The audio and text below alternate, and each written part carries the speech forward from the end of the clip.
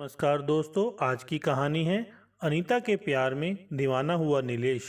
अनीता की खूबसूरती के किस्से कॉलेज में हर एक के जुबान पर थे। वह जब कॉलेज आती तो हर एक और एक समा सा बन जाता था। वह हरियाणा के एक छोटे से शहर सिरसा के नामी वकील की बेटी थी तथा बेहद खूबसूरत व प्रतिभाशाली थी। चालाक इतनी कि अपने आगे किसी को कुछ नहीं समझती थी। अभी जाते हुए आत्मविश्वास से उसका नूरानी चेहरा हरदम चमकता रहता। वह मुस्कुराती भी तो ऐसे जैसे सामने वाले पर एहसान कर रही हो। कॉलेज में एक रसूख वाले नामी वकील की बेटी यदि होशियार और सुंदर हो तो उसके आगे पीछे घूमने वालों की फहरिस्त भी लंबी होगी। लेकिन अनीता ने सब युवकों में से नीलेश को चुना, जो गरीब और हर वक्त किताबों में खोया रहता था।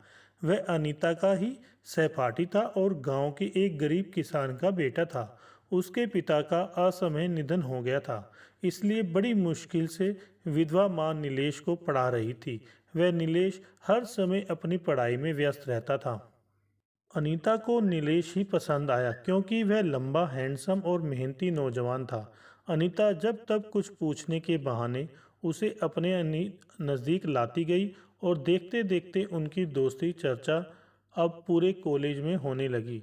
नीलेश खोया खोया रहने लगा। धीरे धीरे इस मेधावी छात्र की पढ़ाई जहाँ ठप सी हो गई, वहीं अनीता जो पढ़ाई में औसत दर्जे की थी, अब वह उसके बनाए नोट्स पढ़कर फर्स्ट आने लगी। सब में नीलेश की मेहनत होती। वह रात भर उसके लिए ही नोट्स बनाता, उसकी प्रैक्टिकल की फाइल तैयार करता, लैब में एक्सपेरिमेंट वह करता। लेकिन उसकी मेहनत का सारा फल अनीता को मिलता। नीलेश तो बस अपनी प्रेमिका के प्रेम में ही डूबा रहता। वह उसके अलावा कुछ सोच भी नहीं पाता। यहाँ तक कि छुट्टी में वह अपनी माँ से मिलने गांव भी नहीं जाता। ये सब देख माँ भी बीमार रहने लगी। नीलेश प्यार के छलावे में इस कदर खो गया कि उसे याद ही नहीं रहता कि गांव में उसकी माँ भी है, जो आठों पहर उसकी राह देखती रहती। माँ ने अपने जेवर बेचकर उसके कॉलेज की फीस भरी। माँ बड़े किसानों के यहाँ धान साफ करके उसकी पढ़ाई का खर्च पूरा कर रही थी।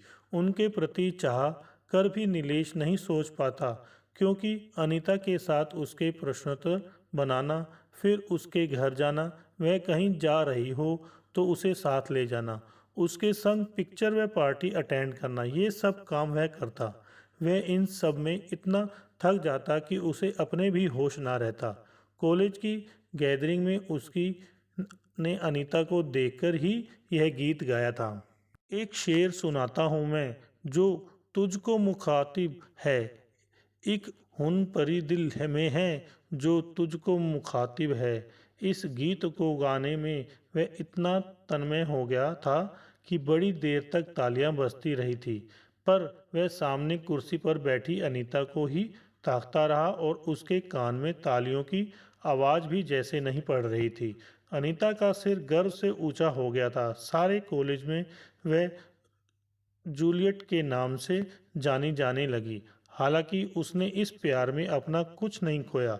नीलेश ने उसे कभी उंगली से भी नहीं छुआ था।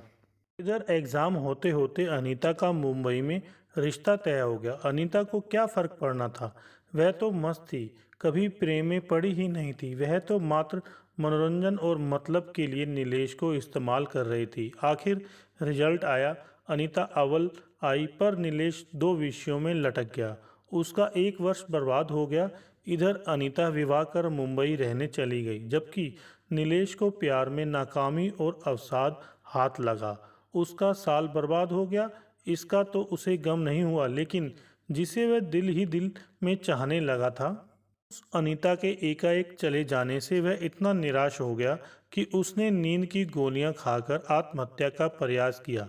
जब अनीता की बारात आ रही थी, तब नीलेश अस्पताल में जीवन और मौत के बीच झूल रहा था। उसकी गरीब माँ का रो रो कर बुरा हाल हो गया था। वह नहीं समझ पा रही थी कि हर कक्षा में प्रथम आने वाला उसका बेटा आज कैसे फेल हो गया। इतना होशियार, सच्चा, ईमानदार व मेहनती था कि माँ ने उसके लिए असंख्य सपने संजोए थे, किंतु एक बेवफा के प्यार ने उसे इतना नाकाम बना दिया कि वह शराब पीने लगा। उसका भरा भरा चेहरा व शरीर हड्डियों का ढांचा नजर आने लगा। हेलो दोस्तों, अगर आपको हमारी ये वीडियो अच्छी लगी हो तो लाइक करें, शेयर करें और कमेंट्स करके बताएं कि हमारी ये वीडियो आपको कैसी लगी। साथ में चैनल को सब्सक्राइब करके बेल आइकन जरूर दबाएं।